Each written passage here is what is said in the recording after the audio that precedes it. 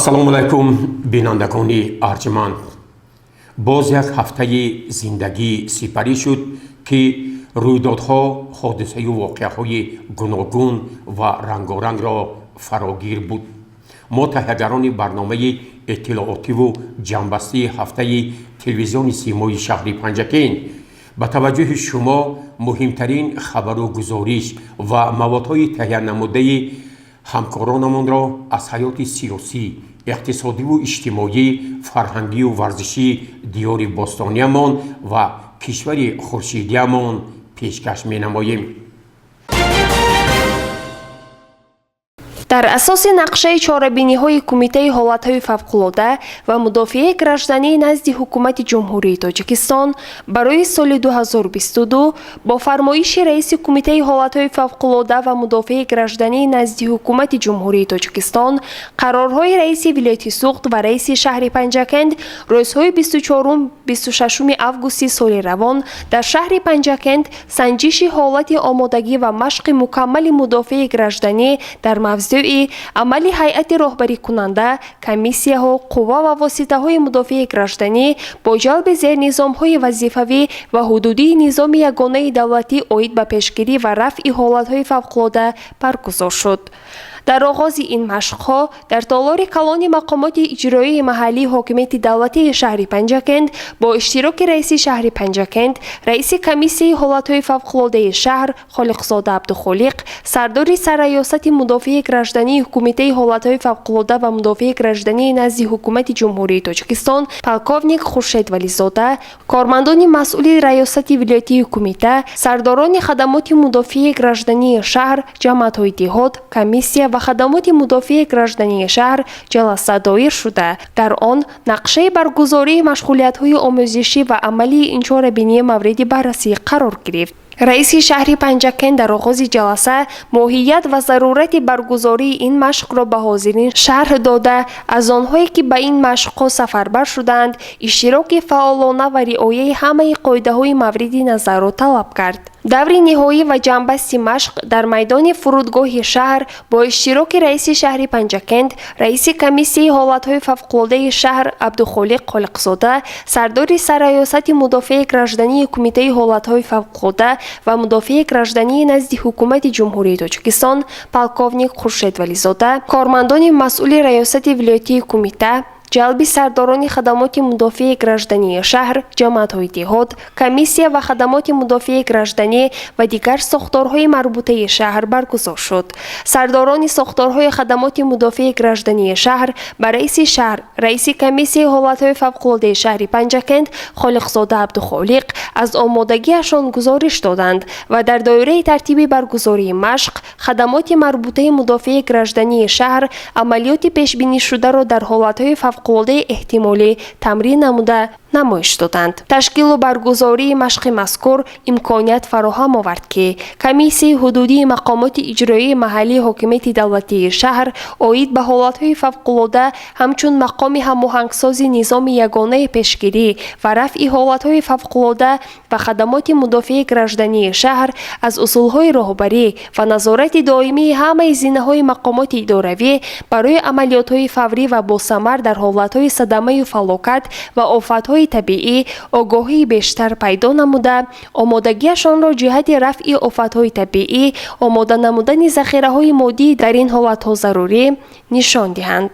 машқи мукаммали мудофиаи гражданӣ оид ба пешгирӣ ва рафъи ҳолатҳои фавқулода дар шаҳри Панҷакент дар сатҳи баланди ташкилӣ тибқи низомнома ва қоидаҳои ташкилу баргузории чунин чорабиниҳо гузаронида шуд. гузориши Сабрина Акрам ва Исмоил Ҷонхолов, Шоҳусайн Солиҳов.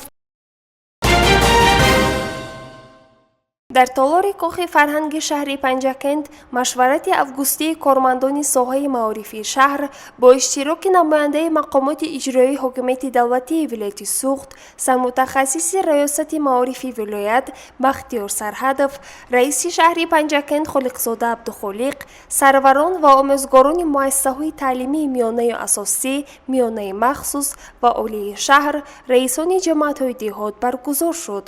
нахуст иштирокчони машварат аз намоиши ҳунари тарбиятгирандагони муассисаҳои томактабии шаҳр дидан намуданд. аз ҷониби роҳбарияти шаҳр ба як гурӯҳ кӯдакони ятим сару либоси мактабӣ тақдим карда шуд. дар оғози чорабинӣ намояндаи мақомоти иҷроии ҳокимияти давлатии вилояти Суғд Бахтиёр Сарҳадов иштирокчони машваратро бо оғози соли нави таҳсили 2022-2023 табрик намуд. дар идомаи машварат раиси шаҳри Панҷакент Холиқзода Абдухолиқ оид ба натиҷагирӣ аз вазъи фаъолияти кормандони соҳаи маориф дар самти таҳсилоти томактабӣ ва умумии шаҳр дар соли таҳсили 2021-2022 ва вазифаҳо барои соли таҳсили 2022-2023 дар асоси дастуру ҳидоятҳои асосгузори Сулҳу ваҳдати миллӣ Пешвои миллат Президенти Ҷумҳурии Тоҷикистон муҳтарам Эмомалӣ Раҳмон сухан гуфта қайд намуд ки Пешвои муаззами миллат муҳтарам Эмомалӣ Раҳмон маорифро дар сиёсати иҷтимоии ҳукумати мамлакат дар самти меҳварӣ унвон карда аз рӯзҳои аввали ба истиқлол расидани кишвар барои такмилу таҷдид ва роҳандозии ислоҳоти густурдаи соҳа корҳои азимеро оғоз бахшиданд ва дар тӯли солҳои истиқлол барои таҷдиду пойгоҳи моддӣ техникии соҳа иқдомҳои созанда оғоз шуда барномаҳои ҳадафноки соҳа роҳандозию мавриди амал қарор гирифтанд. дар ин ҷода бо роҳнамоӣ ва дастуру супоришҳои раиси вилояти Суғд муовини аввали раиси Маҷлиси Миллии Маҷлиси Олии Ҷумҳурии Тоҷикистон муҳтарам Раҷаббой Аҳмадзода дар вилоят аз ҷумла шаҳри Панҷакент низ корҳои зиёде ба ҷо оварда мешавад. соли таҳсили гузашта раванди таълиму тарбия дар 136 муассисаҳои таълимӣ аз ҷумла 120 муассисаҳои таҳсилоти миёнаи умумӣ, 12 муассисаи таҳсилоти миёнаи умумии асосӣ, 1 гимназия, 2 литсей, 1 мактаби хусусӣ ва 18 муассисаи таҳсилоти томактабӣ дар доираи дастуру ҳидоятҳои Пешвои муаззами миллат ба роҳ монда 67677 нафар хонандаҳо ба таҳсил фаро гирифта, ба онҳо 4929 нафар омӯзгорон таълиму тарбия доданд.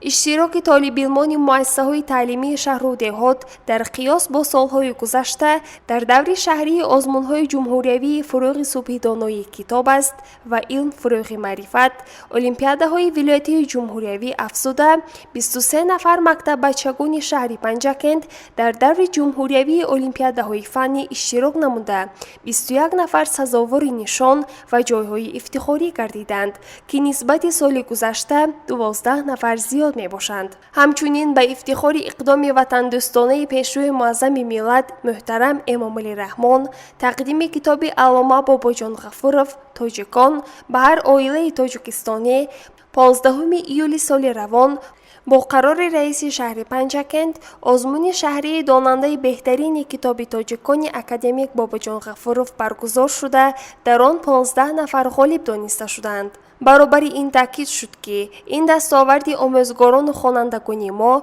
дар муқоиса бо дигар шаҳру навоҳии вилоят ҳанӯз баланд нест ва хонандагони бисёр муассисаҳои таълимӣ дар чунин озмунҳо хеле кам иштирок менамоянд ва шӯъбаи маорифи шаҳр, маркази дарёфт ва рушди истеъдодҳои назди шӯъбаи маориф, сарварон ва омӯзгорони муассисаҳои таълимӣ бояд барои дарёфти хонандагони болаю қад пешбарӣ намудани онҳо ба чунин озмуну олимпиадаҳо тадбирҳои амалӣ андешанд. ҳамчунин таъкид гардид ки натиҷаҳои нахустини қабул ба макотиби олӣ ва миёнаи касбӣ таҳлил шуда қайд гардид ки соли равон 2458 нафар баъди хатми синфи 11 барои қабул ба муассисаҳои олӣ و میانه کسبی به مرکز ملی تستی حجت سپردند. رئیس شهر در ادامه سخنرانی خود تاکید نمود که بنیاد مؤسسه‌های تعلیمی به سبب تناسب افزون شماره خوانندگانی که همساله به صنف یکم قبول کرده میشوند و مؤسسه‌های تحصیلات میانه عمومی را ختم می‌نمایند، من بعد نیز ادامه داده می‌شود. مسئله تجهیزاندن مؤسسه‌های تعلیمی با کامپیوتر و دیگر تجهیزات الکترونی تعلیمی نیز مورد توجه مقامات اجرایی محلی حکومت دولتی شهر قرار داشته، حال مؤسسه‌های تعلیمی با 139 صنفخانه دارای 1170 کامپیوتر، 32 عدد تخته الکترونی، 970 عدد کامراهای نظارتی، 53 کابینet‌های فنی تامین بوده. در 7 ماه سال روان باز 120 عدد کامپیوتر نو دسترس شده. حالا آمادگی به تشکیل باز 26 کابینت فنی ادامه دارد. رئیس شهر وضع فراگیری کودکان سن تا مکتبی را به کودکستان و باغچه‌ها ناکفایه ارزیابی نموده قید نمود که مقامات اجرایی محلی حکومت دولتی شهر برای بهداشت این وضعیت از همه امکانات و ذخیره‌ها کار می‌گیرد تا نشاندادهای برنامه رشد مؤسسه‌های تا مکتبی در جمهوری تاجیکستان برای سال‌های 2020-2025 به اجرا رسند. رئیس شهر در فرجام سخنرانی خویش تاکید نمود که آموزگاران شهر و دهات پنجکند رسالت خود را با مسئولیت بلند کسبی اجرا نموده از ابتدای سال نو تحصیل در ترغیب و تشویق غایه‌های صلح و وحدت دستاوردهای استقلال دولتی سهم بیشتر می‌گذارند. در ادامه مشورت به یک گروه آموزگاران فعال شهادتنامه عنوان اعلاچی معارف و علم جمهوری تاجیکستان، سپاسنامه‌های وزارت معارف و علم، رئیس ولایت سوخت و شهر پنجکند تقدیم کرده شد.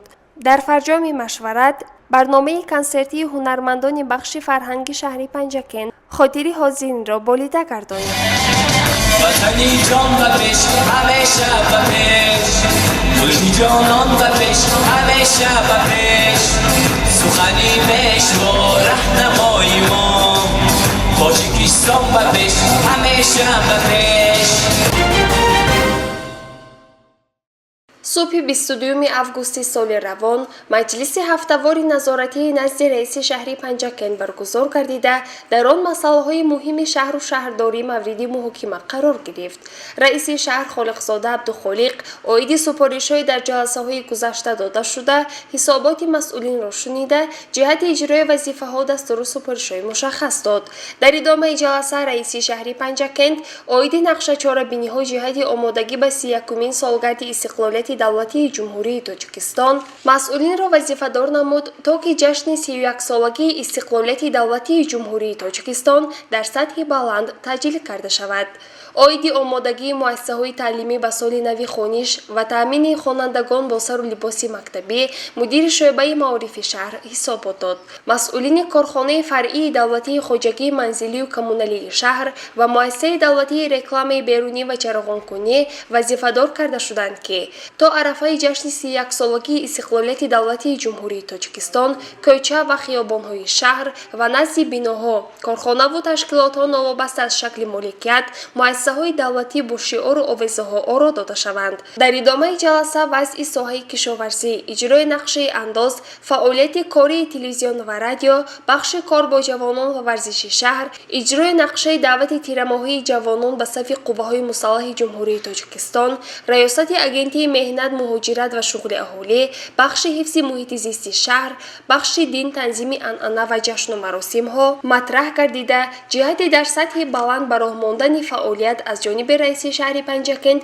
دستور سپارش داده شد. مجلس هفته‌وار نظارتی را رئیس شهر پنجکند خالقزاده عبدالخالق جنبش نموده از مسئولان تمام ساحه‌ها دعوت به عمل آورد. رئیس شهر پنجکند عبدالخالق خالقزاده با مقصد شناسایی از رفت کارهای آمادگی به سال خوانش نو سال 2022-2023 و ذخیره برای زمستان به یکچند مؤسسه‌های مکتبی و تا مکتبی شهر تشریف برد. در آغاز رئیس شهر از مؤسسه تحصیلات میانه علاوگی رقم 1 دیدن نمود و از رفت آمادگی مؤسسه برای سال خوانش آشنا گردید. در مؤسسه مذکور 878 نفر خواننده تحصیل می نمایند که به آنها 46 آموزگار در دو بست درس می گویند. در آنجا 34 محفل عمل می نماید و دارای 118 گروه است. дар рафти боздид аз синфхонаҳои компютерӣ ва дӯзандагӣ абдухолиқ холиқзода супориш дод то бо ҷалби мутахассисони бо таҷриба муассисаро ба таври замонавӣ таъмир намуда бо техникаву таҷҳизотҳои нав муҷаҳҳаз гардонанд. Пас аз он раиси шаҳр бо ҳайати ҳамроҳонаш аз муассисаи таҳсилоти миёнаи умумии рақами 1 ба номи Иван Петрович Разин боздид намуд. Ба раиси шаҳр иттилоъ дода шуд ки дар муассиса 100 нафар омӯзгор дар ду баст ба 2280 нафар хонанда таълим медиҳанд ва дарс бо забонҳои тоҷикӣ ва русӣ ба роҳ монда шудааст. зимни сафари раиси шаҳр омӯзгорони мактаб дастаҷамъона ба таъмиру тармим машғул буданд. Толори мактаб дар соли хониши нав пурра ба таври муосир бо кӯмаки падару модарон аз таъмири замонавӣ бароварда шудааст. Абдухолиқ Холиқзода бо омӯзгорон суҳбат намуда таъкид дошт ки тарбияи насли солим ин бунёди ҷомеаи пешсаф буда танҳо аз омӯзгор манша мегирад. ба ин хотир мо бояд ба тарбияи насли наврас диққати хоса диҳем. Инчунин аз рафти омодагии муассисаи таҳсилоти миёнаи умумии рақами 30 ба номи Исмоили Сомонӣ ошно гардида қайд кард ки то оғози соли хониши нав рӯзҳои ба шумор боқӣ мондааст ва муассисаҳо пурра бояд омода бошанд. раиси шаҳр аз захираи ангишту ҳезум барои зимистонгузаронӣ боздид намуда барои рафъи мушкилиҳои ҷойдошта масъулинро вазифадор намуд. дар суҳбат бо муаллимони мактаби мазкур раиси шаҳр ёдовар шуд ки мактаб ин макони таълиму тарбия буда шакли зоҳирии он низ бояд ба талабот ҷавобгӯ, зебо ва дорои ҳама таҷҳизотҳои муосир бошад. раиси шаҳр аз омодагӣ ба соли хониш, захираи зимистон, маводи хӯрока ва шароити муассисаи таҳсилоти томактабии рақами 11 ба номи Ферӯза, муассисаи давлатии литсеи касбии техникии шаҳр, толори варзиши паҳлавонони суғдӣ, муассисаи таҳсилоти томактабии Офтобак, муассисаи таҳсилоти томактабии рақами 6 ба номи Модар ва муассисаи таҳсилоти миёнаи умумии рақами 47 ошно гардида барои сари вақт бартараф намудани камбудӣ дастуру супоришҳои мушаххас дод. боздиди раиси шаҳри Панҷакент Абдухолиқ Холиқзода аз дигар муассисаҳои мактабиву томактабӣ идома дорад ва дар гузоришҳои оянда аз рафти он маълумоти бештар хоҳем дод. гузориши Мартаба Раҳмон ва Вашо Ҳусайн Солиҳов.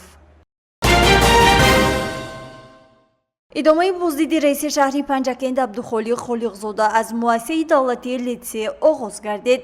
дар муассисаи мазкур айни замон толори варзишӣ дар ҳоли таъмир буда раиси шаҳр аз рафти он дидан намуда баҳри бартарафсозии мушкилот ва ҳарчи зудтар ба фарҷом расонидани корҳои таъмир масъулинро вазифадор намуд.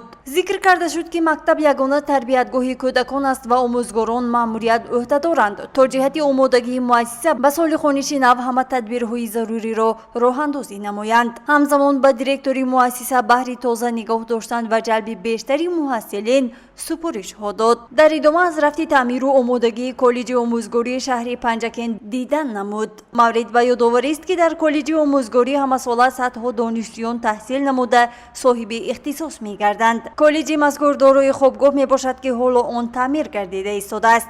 ҳамзамон майдончаи варзишӣ ва толори маҷлисгоҳро то рӯзи дониш пурра аз таъмир бароварда ба истифода хоҳанд дод ки Абдухолиқ Холиқзода ҷиҳати тезонидани корҳо дар ин самт супоришҳои мушаххас дод. маркази хизматрасонию Байдулло имрӯзҳо бузургтарин коргоҳи дӯзандагии сару либоси мактабӣ дар шаҳри Панҷакент буда қисми зиёди хонандагони шаҳру деҳотро бо либоси ягонаи мактабӣ таъмин менамояд ва бо литсеи шаҳри Душанбе низ шартнома дорад ки ин баҳри пешрафти шаҳр ва таъмини бозори истеҳсоли саҳмӣ созгор дорад. раиси шаҳри Панҷакент дар идомаи боздиди худ аз ин марказ ва ярмаркаи фурӯши сару либоси мактабии он дидан намуда иброз дошт ки бештар ба сифати маҳсулот диққати хоса диҳанд ва бо харидорон суҳбат намуда аз нарху наво, сифати либоси мактабӣ ва шароити зиндагии онҳо пурсон гардид. маврид ба зикр аст ки тибқи дастуру супоришҳои асосгузори сулҳу ваҳдати миллӣ пешвои миллат президенти ҷумҳурии Тоҷикистон муҳтарам Эмомалӣ Раҳмон ва супориши раиси вилояти Суғд муовини аввали раиси Маҷлиси Миллии Маҷлиси Олии Ҷумҳурии Тоҷикистон Раҷаббой Аҳмадзода, раиси шаҳри Панҷакент Абдухолиқ Холиқзода аз як қатор муассисаҳои таълимии шаҳр дидан намуда истодааст ва аз омодагии онҳо ба соли нави таҳсил ошно гардида истодааст. боздидҳо нишон доданд ки аксари муассисаҳои таълимии шаҳр ба соли нави таҳсил омодагии хуб дида биноҳои таълимиро босифат таъмир намуда барои давраи зимистон ба миқдори зарурӣ сӯзишворӣ захира намуданд. ҳамчунин тибқи шартнома бо коргоҳҳои дӯзандагӣ хонандагон бо либоси мактабӣ таъмин шуда таъминот ба китобҳои дарсӣ низ нисбат ба соли гузашта беҳтар бароҳ монда шудааст. абдухолиқ холиқзода аз муассисаи таълимӣ то мактаби наврӯз, муассисаи таҳсилоти миёнаи умумии рақами 3, муассисаи таҳсилоти миёнаи умумии рақами 29, муассисаи таҳсилоти миёнаи умумии рақами 34 ва муассисаи таълимӣ то мактабии рақами 1 дидан намуда барои роҳандозии шоистаи омодагӣ ба соли нави таҳсил сабзу хуррам кардани саҳну атрофи биноҳои таълимӣ изҳори сипос намуд. Инчунин ҳангоми боздид аз як қатор муассисаҳо ба шӯъбаи маориф сарварони онҳо барои тозаву озода ва сабзу хуррам нигоҳ доштани саҳну атроф пурра ва босифат анҷом додани таъмири бино дастур дода шуд. зимни боздид абдухолиқ холиқзода бо омӯзгорони муассисаҳои таълимӣ, мураббияҳои кӯдакистонҳо суҳбати гарму самимӣ анҷом дода ба дархосту саволҳои онҳо посух гуфт. гузориши Мартаба Раҳмонова ва Шоҳусайн Солеҳов. санаи 19 августи соли 2022 қабули шаҳрвандон дар мақомоти иҷроияи маҳаллии ҳокимияти давлатии шаҳри Панҷакен таҳти роҳбарии муовини аввали раиси шаҳр Муҳаммад Содир Сафарзода ҷараён гирифт.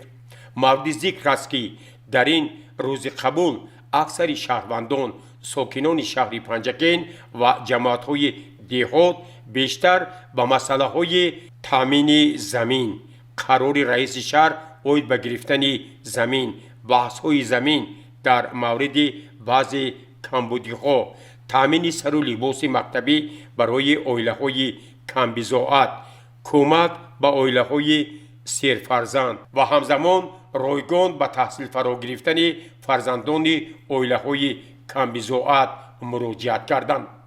муовини якуми раиси шаҳр Муҳаммад Содир Сафарзода ба масъулин дастур дод ки бояд ҳар як муроҷиати шаҳрвандон дар доираи қонунҳои амалкунанда мавриди ҳаллу фасл ва баррасӣ қарор гирифта ба онҳо ба таври шифоҳӣ ва хаттӣ ҷавоби мушаххас дода шаванд. ҳамзамон дар ин рӯзи қабул чанд нафар шаҳрвандон пешниҳод карданд ки то ба ҳол фарзандони онҳо ки мутахассисони соҳаҳои тандурустӣ ва маориф мебошанд аз тарафи масъулин ба кор қабул карда намешаванд. дар ин замина роҳбарияти беморхонаи марказӣ ва шӯъбаи маориф изҳор доштанд ки барои қабули мутахассисон ягон хел монеа вуҷуд надорад. онҳо бояд шахсан ба роҳбарияти шӯъбаи маориф ва беморхонаи марказӣ шаҳри Панҷакен муроҷиат намоянд.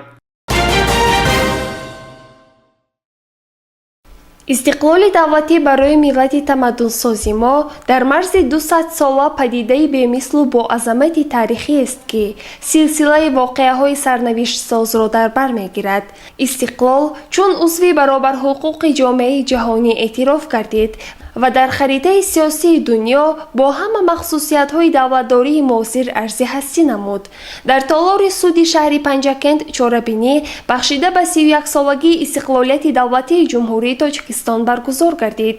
чорабиниро раиси суди шаҳри Панҷакент Мирзо Ҳомидзода Диловар оғоз намуда, доир ба дастовардҳои 31 соли истиқлолияти давлатии ҷумҳурии Тоҷикистон ёдовар шуда, қайд намуд ки чӣ хеле ки пешрӯи муаззами миллат дар суханрониҳои шон иброз медоранд, истиқлоли давлатӣ забон, модар, ватан, фарҳанг ва тамаддуни кӯҳанбунёд ҳалқаҳои ба ҳам пайвасте мебошанд ки роҳи моро ба сӯи ваҳдату ягонагӣ ва муттаҳидиву сарҷамъии миллат равшан месозанд.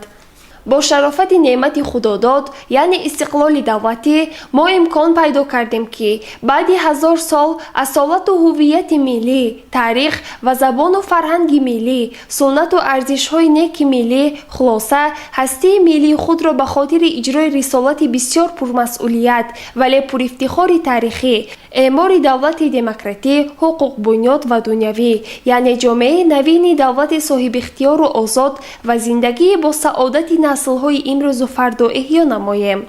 дар идомаи чорабинӣ судя, котибони суд ва ҳимоятгар сухан гуфта иброз доштанд ки даврони истиқлолият барои мо имкони воқеӣ фароҳам овард ки роҳи имрӯзу ояндаи миллат ва пешрафти минбаъдаи тоҷикистони азизу маҳбубамонро ба сӯи ҷомеаи демократӣ, ҳуқуқбунёд ва дунявӣ интихоб намоем. Истиқлолият барои мо рамзи олии ватану ватандорӣ, бузургтарин неъмати давлатсозию давлатдории мустақил, кору пайкорҳои пайгирона, созандагӣ, азму талошҳои фидокоронаи расидан ба истиқлолияти сиёсӣ, иқтисодӣ ва фарҳангиро омӯзонида, меъёрҳои ҷомеаи шаҳрвандиро таҳким бахшад ва дар як вақт ҳаёти озодонаи ҳар фард ва баландтарин зинаи бахту саодати ҳақиқии миллатро таъмин намуд. чорабиниро раиси суди шаҳри Панҷакен ҷамъбаст намуда изҳори боварӣ намуд ки кормандони суди шаҳри Панҷакен минба низ фаъолияти худро дар асоси дастуру ҳидоятҳои пешвои муассами миллат ба роҳ мемонанд. гузориши Сабрина Акрам ва Вашо Ҳусайн Солиҳов.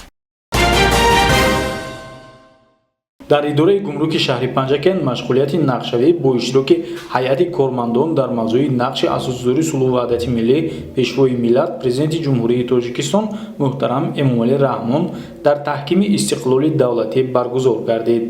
муовини сардори гумрук дар шаҳри Панҷакен подполковники хадамоти гумрук Муъминов Абдувакил дар ибтидо зикр кард ки истиқлоли давлатӣ дар ҳаёти сиёсию иҷтимоии ватанамон Тоҷикистон як рӯйдоди муҳими таърихӣ ва дастоварди нодир мебошад ки кишвари моро дар арсаи байналмилалӣ ҳамчун давлати мустақил муаррифӣ менамояд.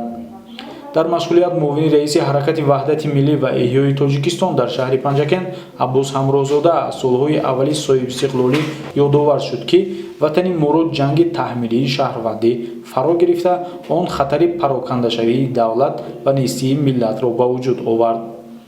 зикр шуд ки ҷанги таҳмилии шаҳрвандӣ барои иқтисодиёти кишварамон зарари калони моддию маънавӣ расонида боиси ҳалокати даҳҳо ҳазор нафар одамон гардид. 27 июни соли 1997 дар таърихи миллати тоҷик ҳамчун рӯзи ваҳдати миллӣ арзишманд ва муқаддас аст. таъкид гардид ки чунин рӯзҳои таърихию хотирмон дар ҳаёти ҳеҷ як халқу миллате худ аз худ ба вуҷуд наомада дар натиҷаи заҳмату талошҳои шабонарӯзӣ ва азму иродаи қавии шахсиятҳои барҷастаи таърихӣ муяссар мешавад. чунин шахсияти таърихӣ дар ҷомеаи мо ки барои бунёди давлати соҳибистиқлоли Тоҷикистон ва барқарор кардани сулҳу ваҳдати миллӣ хизматҳои ниҳоят бузургу хиратмандона карда дар таърихи давлату миллат як марҳилаи навро ба миён оварданд, сарвари давлатамон ҷаноби олӣ муҳтарам Эмомалӣ Раҳмон мебошанд. дастоварди бузурги даврони истиқлолият ин ноил гардидан ба ваҳдати миллӣ мебошад. маҳз ваҳдати миллӣ ба мо имкон дод ки солҳои истиқлолият ба комёбиҳои азим ноил гардем. аслан истиқлолият ва ваҳдат мафҳумҳои муродиф мебошанд. набояд фаромӯш сохт ки танҳо дар сурати пойдории ваҳдати комил истиқлолияти ватан таҳким меёбад ва побарҷо мемонад. дар навбати худ ҳифзу таҳкими истиқлолият ҳамчун замина барои такомули ваҳдати миллӣ ва дӯстиву бародарии тамоми сокинони Тоҷикистон хизмат менамояд. дар толори муассисаи таҳсилоти миёнаи умумии рақами 47 бо иштироки мудири шӯъбаи маориф Мукаммалзода Шоида дар байни мураббиёни муассисаҳои таҳсилоти томактабии шаҳру деҳоти Панҷакен озмуни мураббии сол аз рӯи 6 шарт баргузор шуд. дар ин озмун мураббии 4 кӯдакистонҳои шаҳр Қодирова Умеда аз кӯдакистони рақами 3, Ҷалолова Зайнура аз кӯдакистони рақами 8, Илҳомзода Ганҷина аз кӯдакистони рақами 10 ва Раҷабова Латофат аз кӯдакистони рақами 11 байни ҳам қувваозмоӣ намуданд. аз рӯи иҷрои шартҳо мураббиён маҳорату малака истеъдоди худро нишон дода ба ҳайати ҳакамон дар бораи гузарондани машғулият истифодаи асбобу аёниятҳо маълумот доданд. дар рафти озмун ҳар як мураббия маҳорату малакаи хешро нишон дод. мудири шӯъбаи маориф Мукаммалзода Шоида дар фарҷоми озмун суханронӣ намуд ва зимни суханронии худ ба мураббиён барои иштироки фаъолона дар озмуни мураббии сол миннатдорӣ баён намуда ғолибони озмунро бо тӯҳфа қадрдонӣ намуд. шоҳҷозаи озмуни мураббии сол Насиби Илҳомзода Ганҷина мураббии муассисаи таҳсилоти томактабии рақами 10 ба номи офтоба гардид. иштирокчони мураббии сол фикру ақидаҳои худро чунин баён намуданд. ман иштирокчии озмуни мураббии сол Ҷалолова Зайнура мебошам. шод аз онам ки ман ғолиби озмуни мураббии сол гаштам. کوشش می‌نمایم که کودکانم را در راهی خویشتن‌شناسی، وطنپرستی، مهنت‌دوستی تربیت نموده در آینده نامبرداری وطن و کودکستانی خود گردند. من رجب لطفت از مؤسسه کودکستانی تحصیلات تا مکتبی رقم 11 به نام فیروزه میباشم و من امروز خیلی شادم که در آزمون مربی سال اشتراک نموده و صاحب جای نمایان گشتم. خیلی که میگویند مربی این فخری بلند است. من خود کودکان را خیلی دوست میدارم. ما امید بر آن داریم که گنجینه الهامزاده در دور ولایتی آزمون مربی سال در شهر خوجند برگزار می‌گردد اشتراک نموده با غالبیت برمیگردد. گزارش دلشاد حلیم و توابشاه تاشف.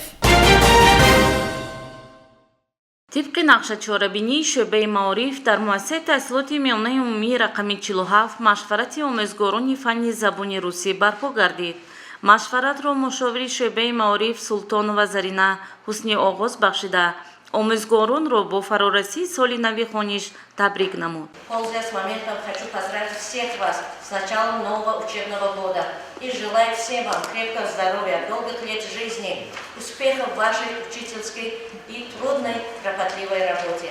پس معروضه مشاوره شعبه معارف سلطانова در موضوعهای دستاوردهای استقلالیت و رشد معارف اجلاسی تقدیرسازی ملت بخشیده به 30 سالگی اجلاسی 16 شورای عالی جمهوری تاجیکستان شنیده شد. ذکر گردید که به طفیل زحمت‌های پرزیدنت کشور امامعلی رحمان ملت پریشان گردیده به وحدت رسید، استقلالیت تاجیکان پابرجا ماند و همه ساحه‌های خواجگی خلق آهسته آهسته روی به رشد آوردند. همه‌ساله سروری دولت به ساحه معارف غمخوری زیاد ظاهر می‌نماید. مکتب‌های نو زمانوی ساخته به استفاده داده می‌شوند. سال جاری مؤسسه تحصیلات میانه عمومی رقم 47 شهر پنجکن با دستور و سپارش‌های اساسگذار صلح و وحدت پیشوای ملت پرزیدنت جمهوری تاجیکستان امامعلی رحمان و مبلغ‌گذاری مقامات اجرایی محلی حاکمیت دولتی شهر پنجکن از نوسازی گردیده مورد استفاده قرار داده شد که این یکی از اقدام‌های شایسته در ساحه معارف به شمار می‌رود. سپس آموزگاری ورزیده راهبر اتحادیه متدی فن زبان روسی مؤسسه تحصیلات میانه عمومی رقم 3 نظیر و گلسره در موضوع ترغیب خودشناسی و وطندوستی در اثرهای اساسگذار صلح و وحدت ملی پیشوای ملت پرزیدنت جمهوری تاجیکستان امامعلی رحمان و راه و اصولهای استفاده آنها در جریان درس‌های زبان و ادبیات روز معروضه نمود و ذکر کرد که ما باید شاگردان را وطندوست، تاریخدان، سیاستشناس تربیت نماییم. آنها باید دارای افتخار ملی و به گذشته ملت خود احترام داشته باشند. В своих произведениях он говорит, я коротко вам скажу, что вот все, вот это патриотизм начинается, понимание патриотизма начинается с самого семьи. Семья или ячейка, это общество, которое все начинается там. Вот сами знаете, что вот когда у нас призыв будет, какая у нас проблема будет, да? Очень трепетный. И это актуально, и вот в своих произведениях отмечают о том, что вот надо побольше. Вот в каждом уроке вы должны хотя бы чуть-чуть затрагивать вот эту тему. آموزگاری پرتجربه لیسه شهر شریفова در موضوع بلند برداشتن مدنیت خوانش و نطق خوانندگان معروضه پیشنهاد کرده نقش مطالعه را در تربیت نسل نورس خیلی مهم ارزیابی نمود. В нашей нелегкой профессии мой доклад на тему повышения читательской и речевой культуры школьников. Книга играет огромную роль в духовном развитии человека. Особенно велико ее значение в период интенсивного становления личности, в детские годы. Книга, прочитанная в детские годы, оставляет неизгладимый след в душе, запоминается на всю жизнь. Не зря чтение рассматривается как средство учения и обучения, и как средство воспитания в человека. Чтение поможет свободно ориентироваться в потоке информации, конструктивно общаться, эффективно решать учебные и познавательные задачи в процессе жизнедеятельности.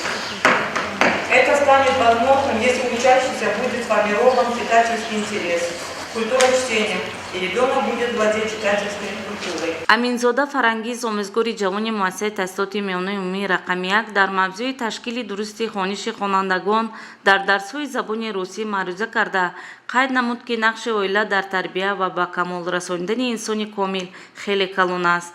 хонанда ҳангоми хониши бардавом зери назорати волидон ва омезгорон тарзи дурусти талаффуз кардани калимаҳои забони русиро меомӯзад. дар ҷараёни машварат таҷрибаи пешқадам, дастовардҳои илмӣ педагогӣ, эҷодкории омезгорон паҳн ва тарғиб гардид. роҳҳои самарабахши баландбардоштани сатҳу сифати таҳсилот муайян гардиданд. мушовири шӯъбаи маориф Султонова омезгоронро бо тағйиру иловаҳои нақшаву барномаҳои таълимӣ, нақшаи гузарондани ҳафтаи фанни забони русӣ, дастурҳои таълимии методии таҳияшуда, маводҳои омӯзишӣ ва навгониҳои соҳа шинос кард. ҳамзамон дар машварат нақши иттиҳодияи методӣ ки яке аз самтҳои муҳими таълиму тарбия мебошад, дар рушди маориф бориз қайд гардид. ҳамчунин дар машварат оид ба масъалаҳои норасоии омезгорони забони русӣ дар муассисаҳои таълимии деҳот, кам будани китобҳои дарсӣ, хунукназарӣ нисбати забономӯзии хонандагон сухан рафт. машваратро мушовири шӯъбаи маориф Султонова ҷамъбаст намуда ба омӯзгорон дастур дод ки шогирдонро дар роҳияи ватандӯстӣ, худшиносӣ тарбия намоянд ва баҳри забондон гардидани онҳо ташаббускор ва эҷодкор бошанд. ҳамзамон омӯзгорон вазифадор шуданд ки дарсҳои намунавӣ ташкил намуда ба воситаи телевизионҳои маҳаллӣ ва вилоятӣ ҳамчун таҷрибаи пешқадам паҳн намоянд. машварат самаранок гузаронида шуд. гузориши Фирӯза Одилзода ва Исмоилҷон Холов аз машварати омӯзгорони фанни забони русӣ. ин навбат ҳайати эҷодии телевизиони симо роҳ ба сӯи муассисаи таҳсилоти миёнии умумии рақами 22 ки дар деҳаи соҳибназар воқеъ аст ташриф овардем.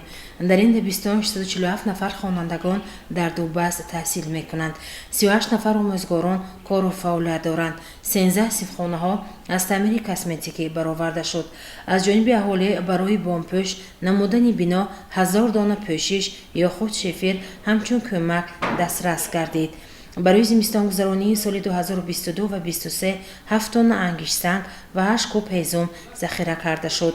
муассисаи таҳсилоти миёнии умумии рақами 16 дар деҳаи шӯрнова воқеъ мебошад. дар ин муассисаи таҳсилоти миёнии умумии рақами 16 56 нафар омӯзгорон ва 752 нафар хонандагон дар ду баст дарс медиҳанд. 12 синфхона ва 4 синфхонаи иловагӣ аз таъмири хушсифат бароварда шудааст. дар ин ҷо 15 куб ҳезум ва 12 тонна ангишсанг барои зимистони солҳои 2022 ва 23 захира шудааст. дар муассисаи таҳсилоти миёнии умумии рақами 106 дар ду баст 32 нафар омӯзгорон ва 447 нафар хонандагон таълим медиҳанд. муассисаи таҳсилоти миёнии умумии рақами 106 дар деҳаи шӯрноваи поён ҷойгир аст. соли 2018 тариқи ҳашар ин бино сохта ба истифода дода шуд. дар ин ҷо 7 тонна ангишсанг 4,5 куб ҳезум барои зимистонгузаронии солҳои 2022 ва 23 захира карда шуд. муассисаи таҳсилоти миёнии умумии рақами 72 дар шаҳри Саразм воқеъ аст. дар ин дабистон 50 нафар омӯзгорон ва 917 нафар хонандагон дар ду баст дарс медиҳанд. системаи гармдиҳӣ дар фасли сармо фаъолият дорад. 4 тонн ангишсанг ва 10 куб ҳезум зимистонгузаронии солҳои 2022 ва 23 захира карда шуд. гузориши Дилшода Ҳалимова ва Исмоилҷон Холов. ҳамёрони гироми қадр, дар ҳафтаи нав барои ҳар яки шумо нахуст тани сиҳати бегазанд, бахту саодати баланд ва комёбиҳои дилписанд орзу намуда таманнои онро дорем ки мо ҳамагон бояд ифтихори бузург ватани азизамонро дӯст дорем ва таҳти шиори Тоҷикистон ба пеш дар ободиву шукуфоии ин кишвари муқаддас саҳми арзандаи хишро гузорем.